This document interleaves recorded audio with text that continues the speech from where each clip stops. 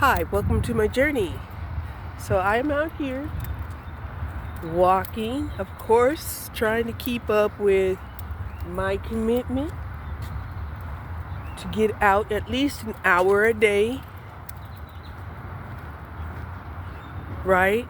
In the most peaceful and harmonious way possible. And that means I can't bring the pitties with me. I just can't. They don't cooperate. They don't walk obediently. And I don't even mind, picking up the poop and everything. But if I'm picking up poop and then you're using that as an opportunity that I'm distracted, I don't know. That's not going to work. Right? You can't be held responsible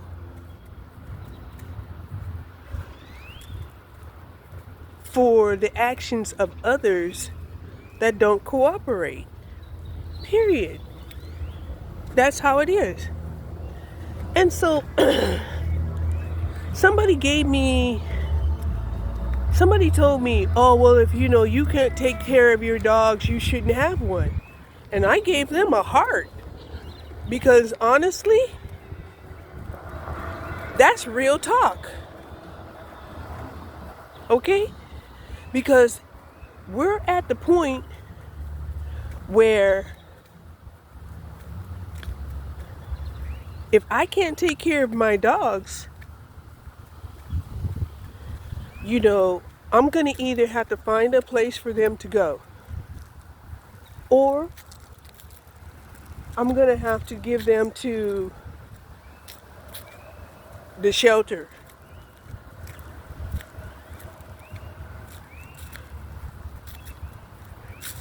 Right? I don't want to give up on the doggies, because I'm not going to give up on both doggies. I'm probably going to give up on one doggie because it didn't start to get complicated until it was 2. Okay? So, I don't know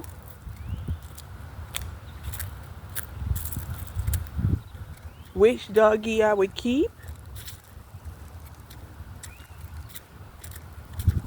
I want to believe that the doggie that I would keep is Snoopy, because I do have a commitment with her. And my commitment with her is, she's protected and safe with me, period, till she dies. Okay?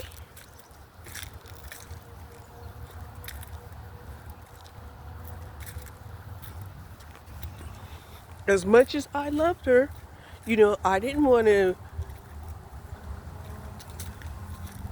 breed her. I didn't. Right? And that was another commitment that I gave her, that she would never have to worry about being, bred.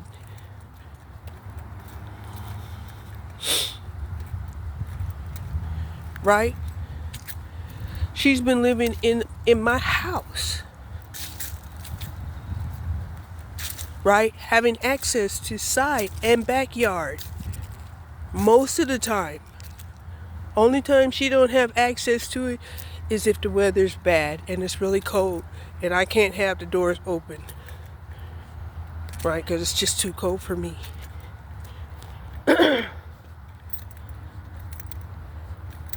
But apart from that, she has complete access to go in and out of the house. Sunbathe in the backyard. Shit, piss anytime she wants to outside. But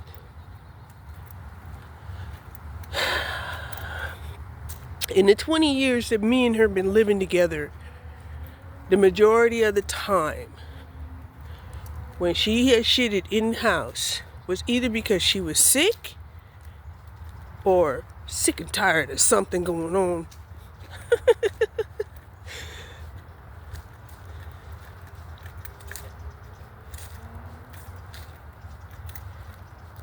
Now,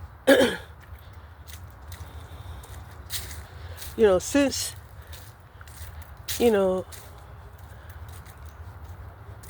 my illnesses retired me, I've been at home most of the time. The few times that I've been gone, I've been like once or twice. And that was to go volunteer at the fair. Okay? But other than that, I usually kept my pitties with me. You will see on my videos, they'll be in the car with me. Right? So, they could be having separation anxiety. They could.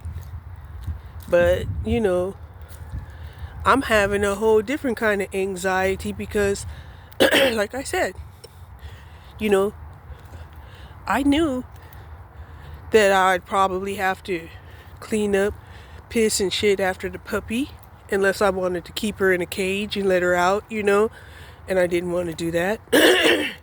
I tried to give her free rein. She was doing pretty well, right?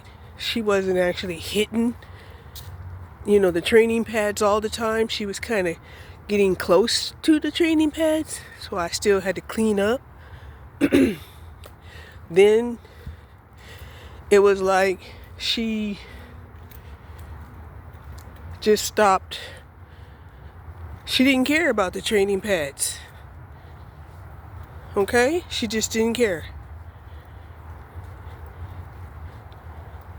Now, I did change the training pads. I bought a bigger pack of training pads. But I think this training pad doesn't have the scent that they use on the training pads that encourage the dogs to pee and do whatever they do on the training pads. So that could be my fault. Okay? Because I've seen the training pads, but even though these training pads can be used,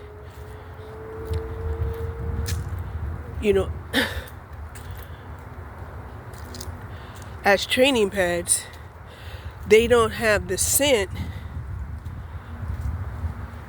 that makes the puppies feel comfortable pissing around or on the training pad.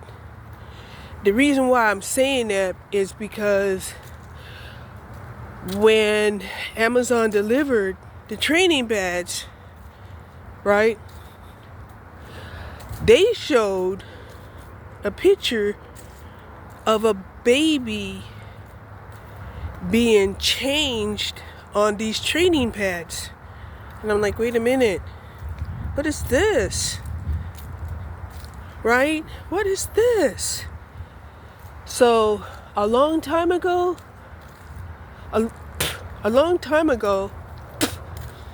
we used to be able to put these little droplets on the training pad where we wanted, our pets to do their 1 and number 2 at. Okay?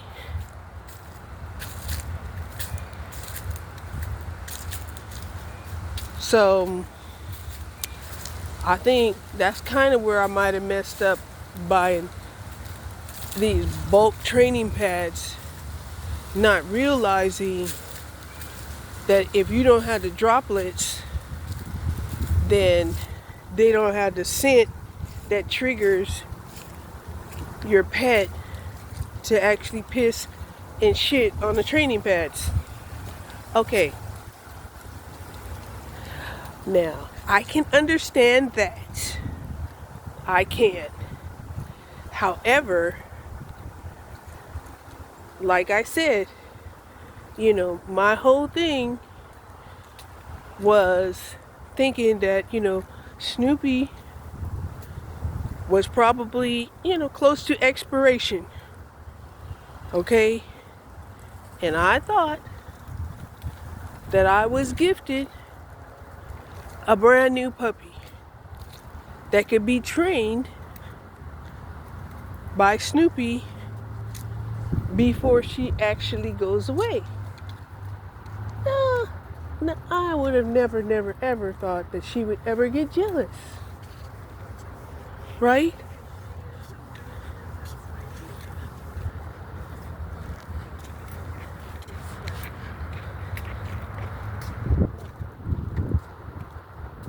But she is jealous.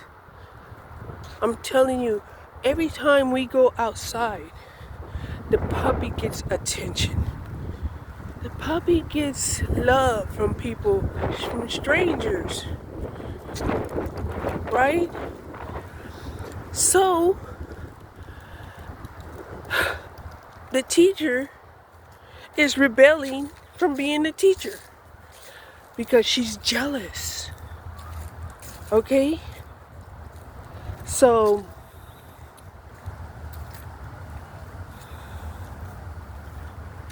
she's an old dog. Like I said, she is limited. Right? She's limited. So I'm stuck between needing to walk her like 100 to 200, maybe 300 yards before she gets tired out. And then I had to drag her almost because she's way too heavy for me to carry. Right? She's like damn near 70 pounds.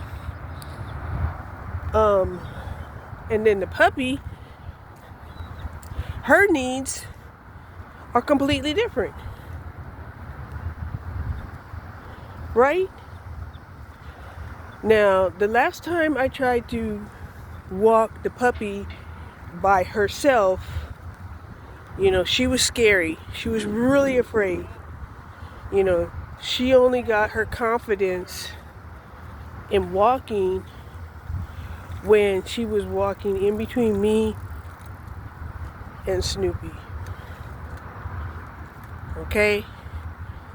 So, but back then, she was small enough to where, I could actually pick her up, and we wouldn't have a problem.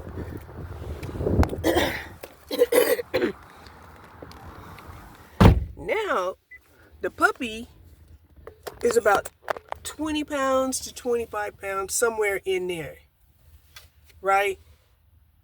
And of course, that's not that heavy, but it's heavy enough, especially when they're wiggling around and they don't want to be carried. She doesn't fit in the crate anymore. Remember the crate? She was so cute. She could fit inside the crate, the cat crate. She don't fit in that no more. Matter of fact, even the leash that she got has been expanded to the max.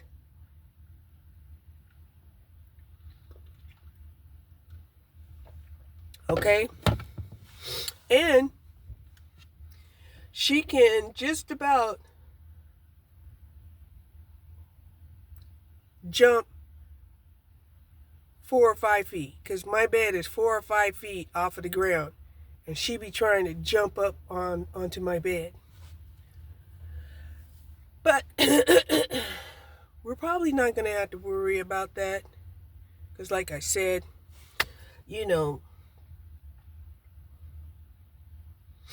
I've given them that master bedroom where they can go outside anytime they want to. They have free room to roam, and now occasionally I might want to separate them and use the cage because, they fight occasionally. They do. They occasionally fight.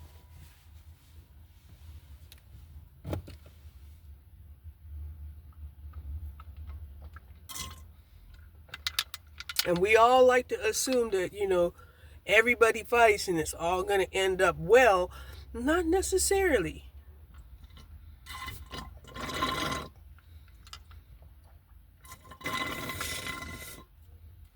Just finished drinking my protein drink. It has fiber, collagen, and creatine in it. Just finished my little walk.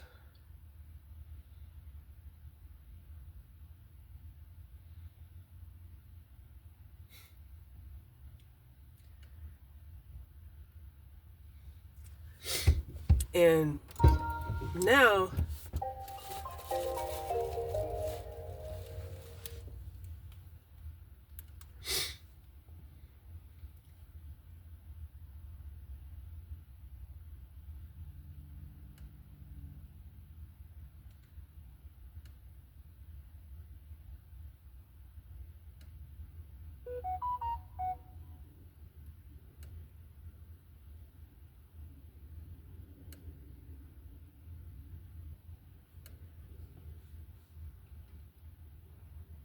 the whole topic was you need to be careful what you say. And then you need to be careful when you say things and you come after somebody. That sends out ripple effects out into the universe, right? You might be coming after me thinking that, I'm abusing my pets because I'm using these, manipulative ways to trying to train them.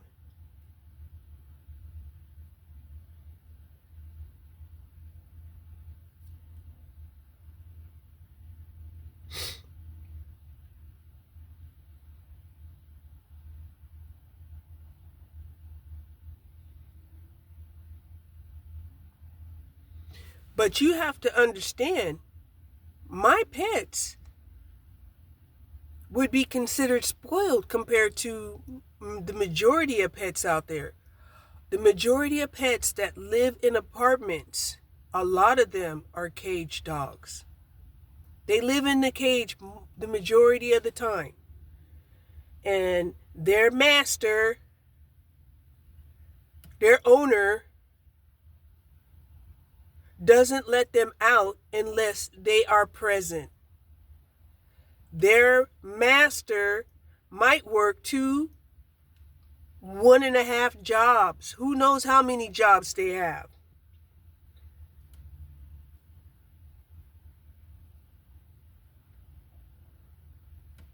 Okay? So,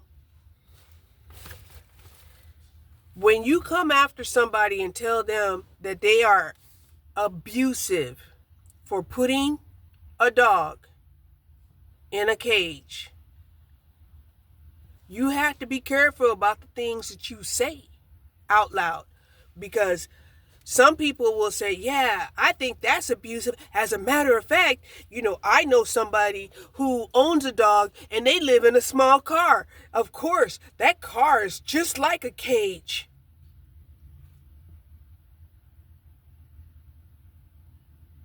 Right? So what is the signal that you just sent out? You just sent out a signal that, it's abusive to keep a dog in a small space. Cage. But there are a lot of people that aren't going to hear that. They're going to hear a small space. Now they're going to figure out, well, dang, how do these people, live with their pets in their vehicles? That's a small space. Even if somebody was living with a dog with an RV, my pitties have more room in the room that they're staying in right now than their whole RV. So you might think you're coming after somebody, but you got to be careful with the words that are coming out of your mouth. Right? And I'm going to tell you why. Because now you have people who are like, I wonder if we can make some money this way. I think we can. Matter of fact, we should make it a law that pets require a certain amount of room. Pets require a certain outdoor time.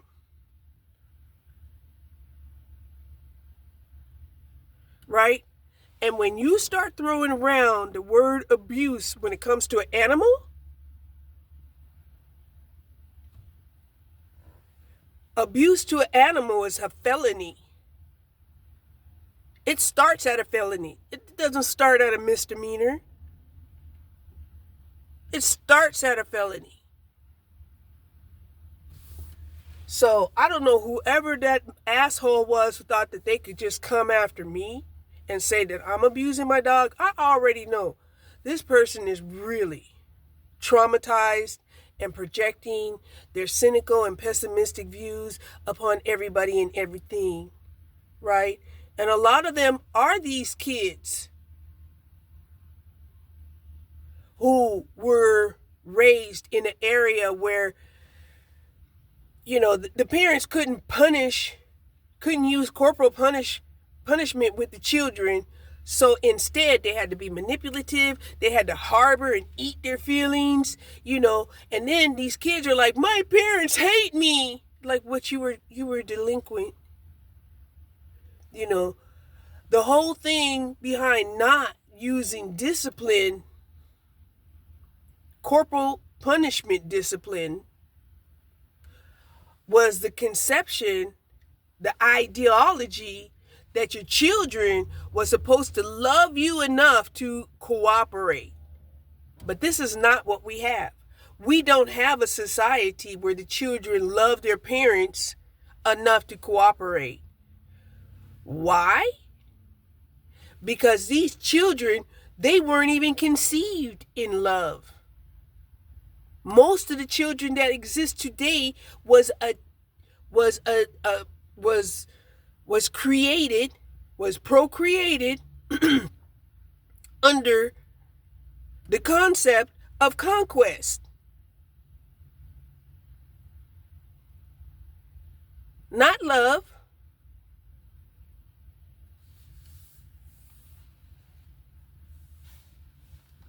Right? Where the men just felt like, she's just a pussy. Oh, I made a mistake and I got her pregnant. Now she's an inconvenience and so are the children.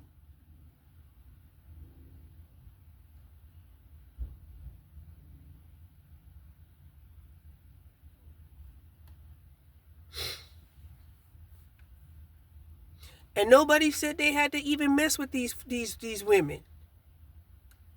Right? But a lot of them, they do mess with the women because even when they're around other men, they get aroused by other men's asses. Or their mouth. I mean, I had to learn a whole new language that was offensive to me. Like teabagging, tossing the salad. I was appalled. How dare you use food to describe your despicable life choices? Okay, let me stop.